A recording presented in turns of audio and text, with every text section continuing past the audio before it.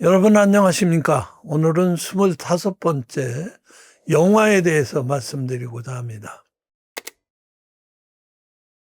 지난 시간에 얘기한 환등기 이용하고 여러 소품으로 만들었던 다양한 기술로 공포 체험도 하고 또 여행 체험도 하고 전쟁에 참혹한 것도 체험을 했던 펜테즈모그리아라는 거와 파노라마, 이 기법들 또 여러 가지 이제 이름이 있는 다양한 기술이 있었는데 이것이 영화가 나옴으로써 다 멸종이 됐습니다.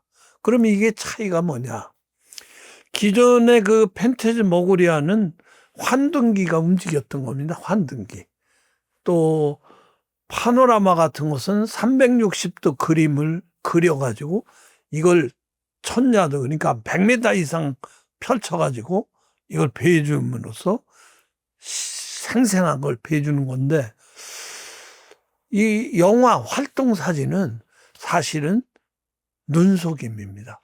지난번에도 말씀드렸지만 우리 눈이 시각이 우리가 갖는 정보의 85%를 가지고 있지만 나머지 15%에 대한 것은 우리가 인지하는 뇌가 대충 때우기 때문에 거기서 눈속임이 착시가 될 수 있다는 말씀을 드렸습니다. 그러니까 1초에 12개의 신 프레임으로 요것이 연속해서 배해주면 움직이는 걸 배인다는 겁니다. 정지된 것이 아니라. 그걸 이용해서 이 시각 잔상 효과를 만들어 가지고 활동 사진을 만드는 게 영화죠. 그러니까 이 영화와 기존 장치하고는 그런 차이가 있습니다. 하나는 실지를 가지고 기계를 움직이나 장치를 움직이는 것으로 배해주지만 이 영화는 정지된 화면을 12개를 연속해서 배해주면서 이것을 영화로 움직이는 사진을 배해줬는데, 이건 사실은 초기에는 장난감 미사가 이게 장난감으로 이렇게 말과 채찍을 이렇게 움직이면서 움직이는 말이 되도록 이렇게 돌리는 이런 것으로 배해준 눈을 속는다는 겁니다.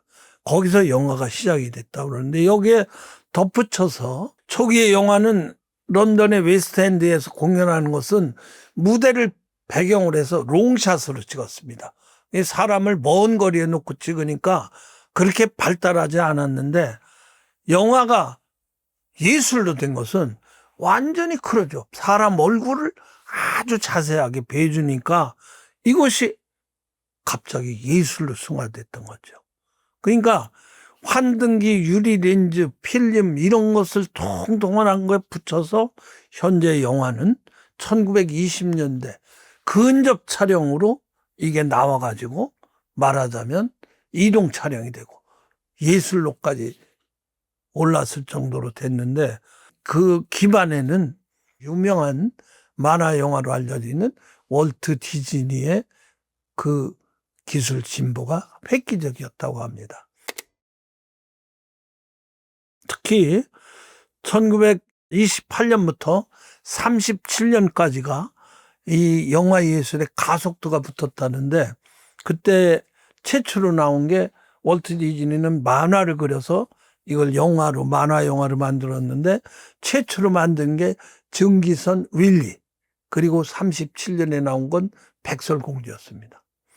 증기선 윌리라는 것은 최초의 유성 만화 영화입니다. 말하자면 소리가 들어가는 거죠. 그러니까 그림이 움직이는 속에 거기에 소리를 매치시켜 가지고 요게 불과 7분짜리인데 사람들에게 엄청난 쇼크를 줬다는 겁니다. 여기서 유명한 미키마우스가 나오죠.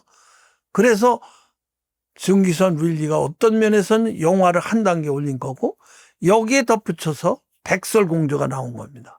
백설공주는 여기에 시각적 깊이와 감성적 깊이까지 같이 만드는 최초의 장편 만화 영화인데, 1937년 12월 21일 날 로스앤젤레스 어느 한 국장에 말하자면 LA의 유명 인사들을 초청해서 시사회를 가졌는데, 백설공주가 죽는 장면, 7 난장이들이 슬퍼하는 장면에서 그 유명 인사들이 훌쩍거렸다는 겁니다.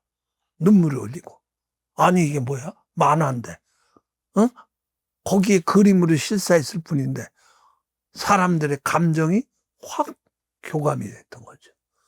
여기서 영화 예술이라는 게 등장을 했다는, 그래서 어떤 면에서 백설공주의 등장이 획기적으로 현대에 없어서는 안 될 영화의 탄생이 된 겁니다. 이 부분을 상전이라는 말로 씁니다. 페이스 트랜지션이죠.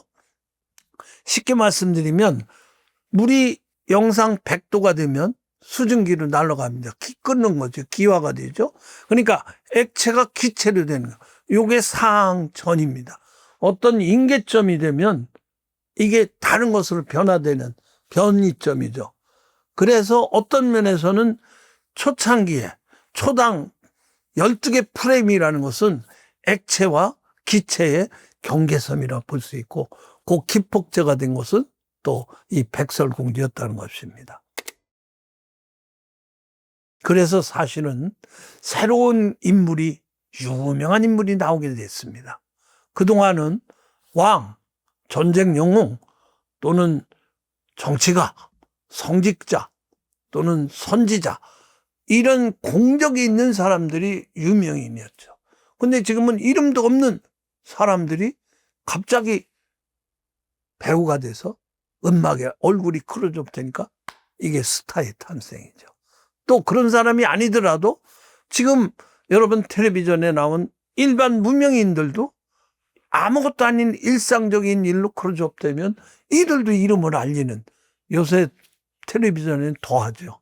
요새 또 1대1로 쓰는 SNS로 인해서, 특히 유튜브로 인한 사람이 되면 평범한 사람들이 유명인이 되는 이런 세상이 된 것이 어떤 면에서는 영화의 힘이 아니겠느냐. 이게 환영의 힘이 아니겠느냐. 어떤 데서는 현실 감각을 왜곡시키는 시각 잔상 효과로 화면과 사람이 교감이 되는 거죠. 이제 AI 시대가 들어와서 이야기되는 것은 인간의 형체를 한 AI, 두뇌는 인공지능이 있는 이 로봇, 그걸 휴머노이드라고 그러는데, 이거와의 교감이 또 문제가 되는 겁니다.